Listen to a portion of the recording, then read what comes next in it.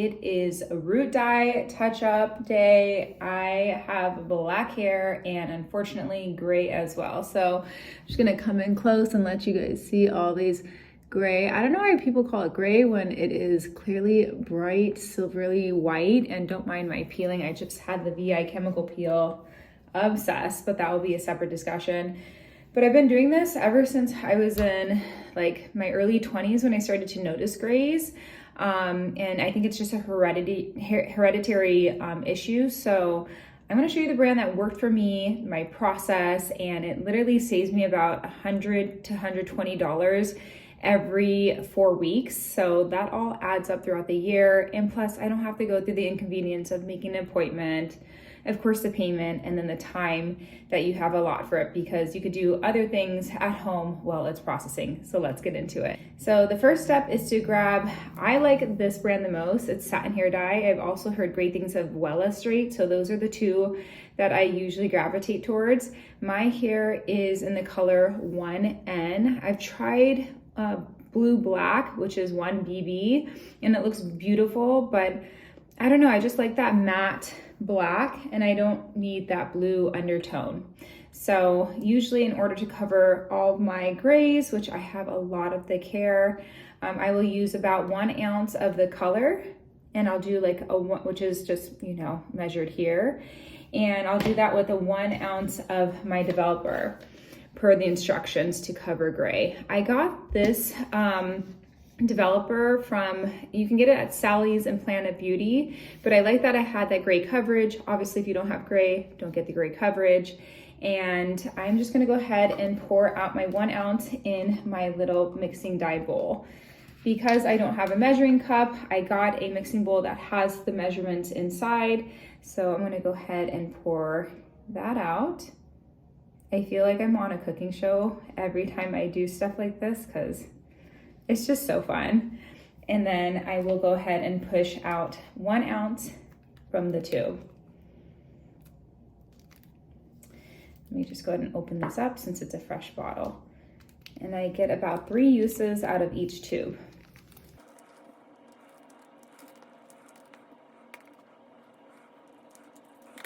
Then I mix in about 10 droplets of the Gray Magic, and I honestly don't know if this really works or not. I've been just doing this forever, so I continue to do it. I've never done like one with and without, but here we go. It drops really quick. So 1, 2, 3, 4, 5, 6, 7, 8, 9, 10. And that is per 1 ounce of hair dye. This Root Magic Gray thingamajigger is from Ardell, in case you want to know the brand. Then I grab my little brush and I just mix it until it's completely homogeneous or uniform in the consistency.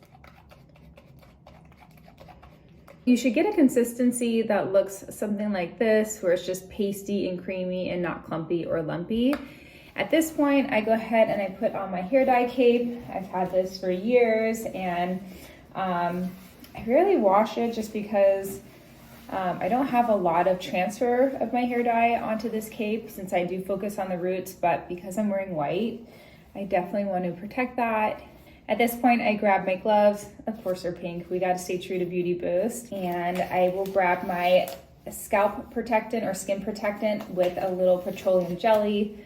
I just have the good old Vaseline. I got this years ago and it's so big. I have so much left, but it really does help prevent hair dye transferring to your skin, especially at the hairline, onto the ears and the nape of the neck.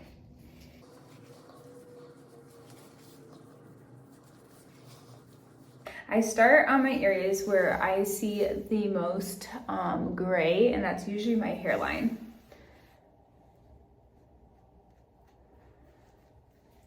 And I've talked to my hairstylist about how difficult this area is to not only cover, but how quickly it fades to dye. And she mentioned that if you have curly hair like I do, which right now it's chemically straightened with keratin, the curl, when it stands up, the hair dye doesn't grasp as well to it. So After she applies the hair dye, she'll put a wax paper over my curly roots when I have curly roots, and it makes it cling to that frizz better, if that makes sense.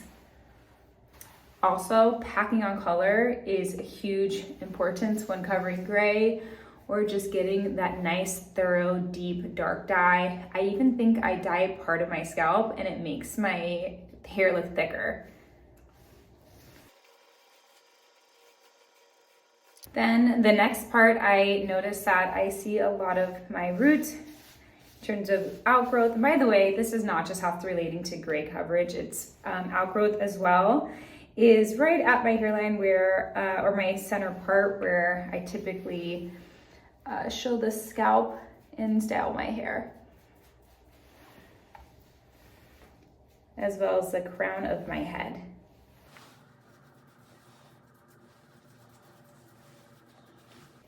Now that I've covered my most visible areas, I'm gonna go section by section in doing my root dye. I usually like to keep it parted, and then I will do another part separating the front of my hair right where it ends to the back of my ear. And the same thing on the other side. And then for the back of my hair, since this is a really hard area for me because I just can't see where the root is, I usually grab my husband and he does the rest. He's the best. So I'm gonna start on the left side of my hair because I'm right-handed and it's just easier to start on this side. The key importance is to take really, really thin sections. Like even this might be, nope, that's pretty good actually in terms of how thin that is, because you really want that hair dye to transfer from the front to the back, even though I do flip it back and forth for a good even distribution. And then I have my hair dye hair clip, a good amount of hair dye, and I will just go ahead and pack it on the root. Do not be stingy with your hair dye. It allows for the nicest and deepest coverage, in my opinion. If you need more product, just get it and buy more or wait until you have more so you really get that nice, beautiful coverage. And I do a little massage of the roots because I feel like it really helps like pack it in more. You don't have to do that with every strand, but for the front I might, because that's the area that people and I will see the most. Taking another clean, sharp section like this, I will do the same exact thing. Or flipping it over and dyeing it under. The average amount of time you want to cover your roots or dye your hair for the most professional hair dye brands out there is about 30 minutes. For gray, it's an extra 15 minutes. So that brings you to total 45. Whereas before, I remember doing it for an hour, but I think I was either over processing my hair or that was simply the previous hair instructions. But what I love about satin hair dye and why I always purchase it over and over is because it leaves my hair with a beautiful shine and it's not too dehydrating. Some hair dyes, after you dye it, you just feel that crunchy crispness, and I don't feel like that with the satin.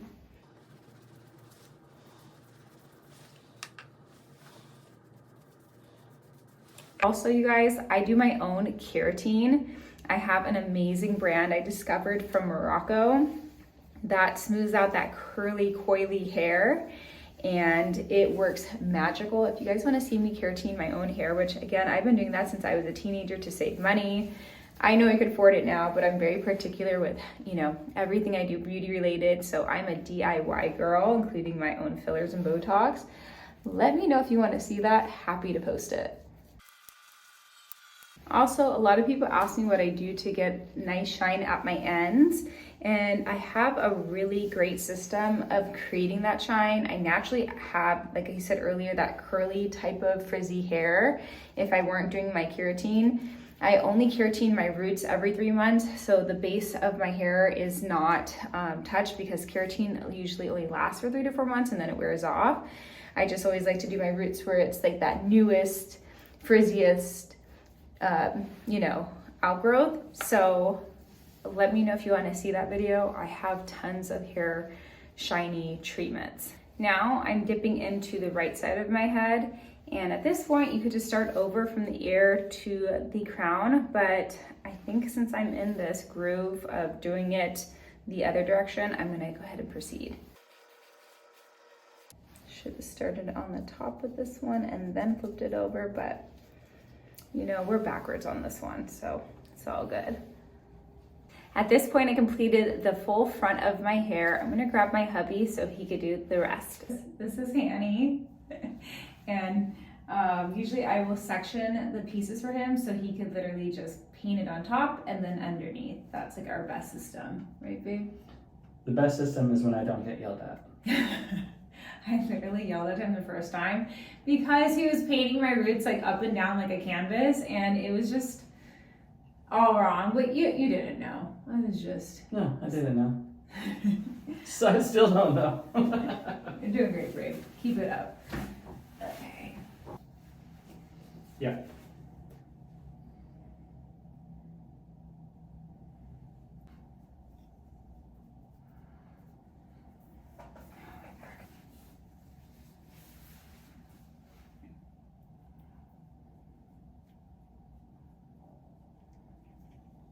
Okay, so hubby's done with the back of my hair. I then grab a black comb, and I have a theory that when I comb through the roots, it has a more even distribution and a little more pull through on further down my hair follicle, but more for that even distribution of hair color.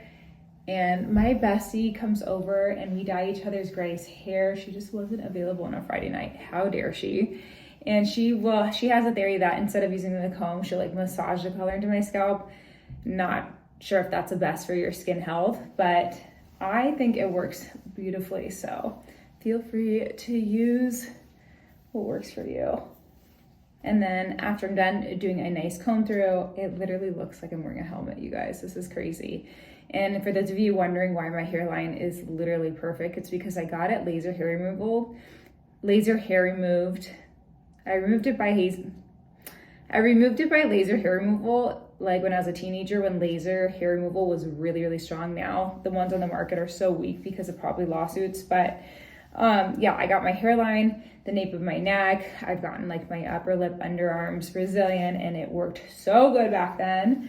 But I'm gonna go ahead and clip up my hair, look at the time, and then set the timer for 45 minutes. See you guys then. It's been a total of 45 minutes and my processing is complete. I usually like to go for a clarifying shampoo that is sulfate free. I really, really love this Authentic Beauty Concept brand. It is really nice on my dry hair, which is what I got. I got the Hydrate Cleanser for dry hair, but it just really gets out all that residual hair dye that might be kind of stuck on the scalp. I'm gonna try this new one though tonight that was recommended by one of my favorite hair bloggers. I wanna say her name is like Audrey or Aubrey, but she's a hair enthusiast, and she recommended the Neutrogena Healthy Scalp Clarifying and Shine Shampoo with pink grapefruit for oily hair. It helps clarify, remove residue, and add shine without all the sulfate and the surfactant. So I'm gonna give this a go, and stay tuned to see the full results of my root touch-up. Okay, so I just got out of the shower, and let's see how I did. Looking pretty darn good. Hubby did a good job in the back too, from what I can tell. And at this point, I just put on a leave-in conditioner. I'm still tried and true lover of It's a 10. So many brands out there try to copy their marketing of like the 10 benefits, but I love this stuff. And I forgot to mention, when I wash out my hair dye in the shower, I always put on a pair of gloves for the shampoo, just because I don't want it to transfer to my nails, even though they are dark. Something to keep in mind. Ooh, ouch. And then, oops. And then I'm just gonna go ahead and brush out my leave-in conditioner. And that's it. If you guys enjoyed this hair dye video, let me know if you want to see how I get my hair nice and silky and shiny, as well as an at-home keratin treatment. See you guys next time.